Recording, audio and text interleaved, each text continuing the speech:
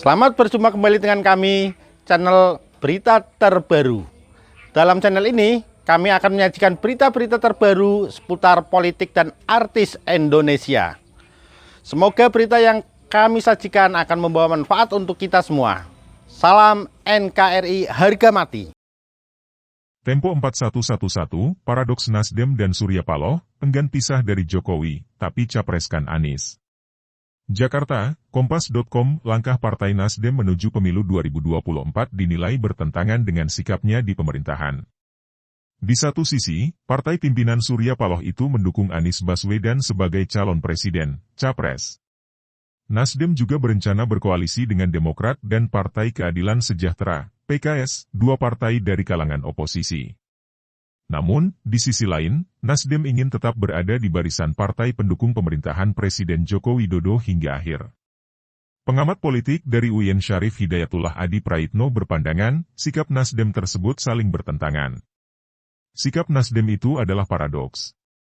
Di satu sisi nggak mau pisah jalan dari Jokowi, tapi Nasdem usung jagoan dari oposisi, kata Adi kepada Kompas.com, Selasa, 27 Desember 2022.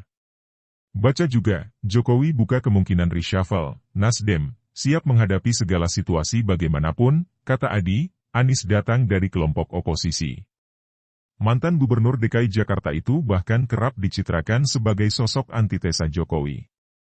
Sementara, sebagai presiden, Jokowi ingin penggantinya mampu meneruskan program dan kebijakan yang dia jalankan selama memimpin pemerintahan.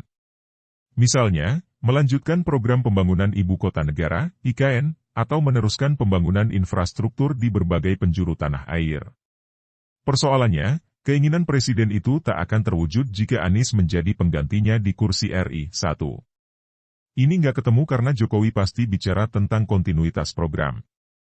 Bahwa siapapun yang jadi presiden di 2024 adalah orang-orangnya Jokowi yang bisa memastikan semua legasi Jokowi itu dilanjutkan, ujar Adi. Baca juga, Kaleidoskop 2022, kapal restorasi diterjang ombak usai Nasdem dukung Anies capres. Memang, Nasdem telah menyatakan bahwa jika Anies terpilih sebagai presiden, mantan Menteri Pendidikan dan Kebudayaan, Mendikbud, itu bakal melanjutkan program-program Jokowi. Elit Partai Nasdem juga berulang kali menunjukkan keengganan dibentur-benturkan dengan Jokowi atau pemerintahan. Namun, pemerintah paham betul bahwa manuver Nasdem untuk pemilu 2024 mengusung semangat koalisi perubahan.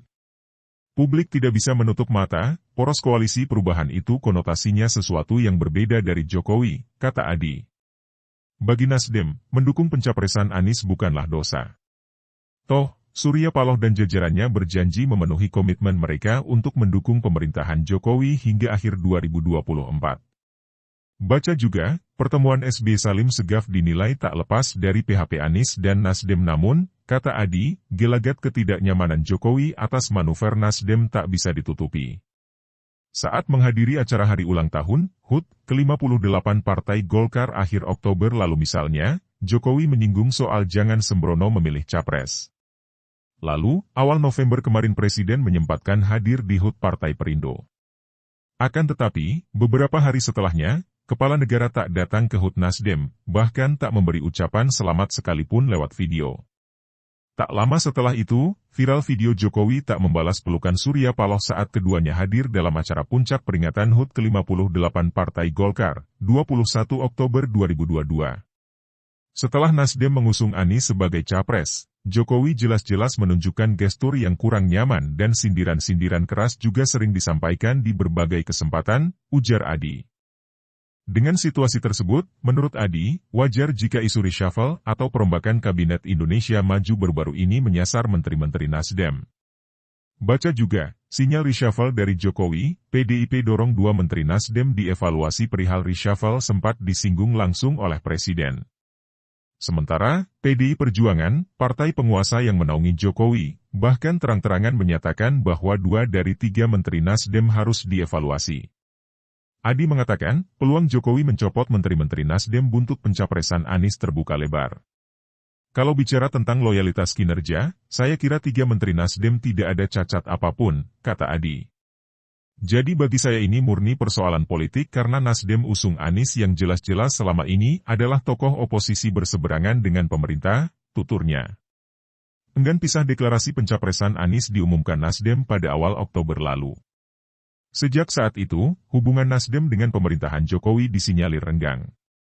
Namun demikian, Ketua Umum Partai Nasdem, Surya Paloh, menyatakan partainya akan tetap mendukung pemerintahan Jokowi hingga akhir masa jabatan. Dia berharap deklarasi pencalonan Presiden Anies tak memengaruhi hubungan partainya dengan pemerintah.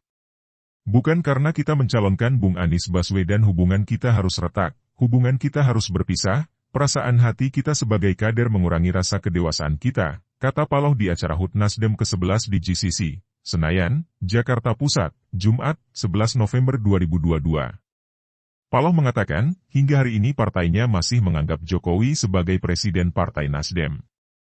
Dukungan terhadap pemerintahan terus ditunjukkan Nasdem lewat berbagai upaya yang sejalan dengan roda administrasi pemerintahan pimpinan Jokowi. Bagi Paloh, Jokowi merupakan seorang sahabat.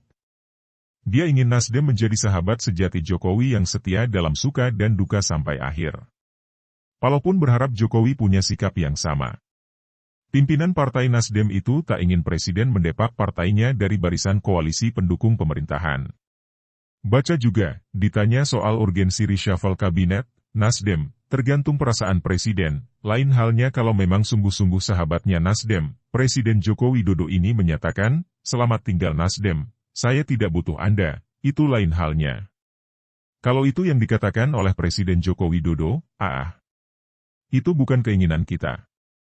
Itu bukan harapan kita, kata Paloh.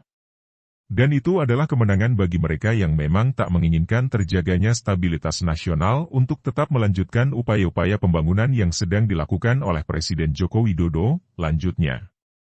Namun begitu, Paloh sadar bahwa perihal ini merupakan kewenangan Presiden. Dia menyerahkan sepenuhnya nasib Nasdem di Koalisi Indonesia Maju ke tangan Jokowi. Tapi sekarang terserah, bola ini ada di tangan Presiden Jokowi, katanya. Isu reshuffle adapun isu reshuffle terhadap menteri-menteri Nasdem mencuat baru-baru ini.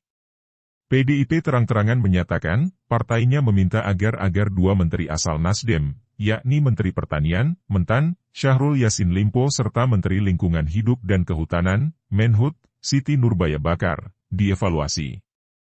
Menurut Ketua DPP PDI Perjuangan Jarod Saiful Hidayat, evaluasi diperlukan untuk memastikan para menteri bekerja baik menuntaskan janji-janji kampanye Presiden Jokowi. Baca juga, pengamat, sinyal reshuffle jelas mengarah ke Nasdem, buntut capreskan Anies, Mentan dievaluasi, Menhut dievaluasi, Menteri Kehutanan harus dievaluasi, semua menteri juga harus dievaluasi. Supaya apa?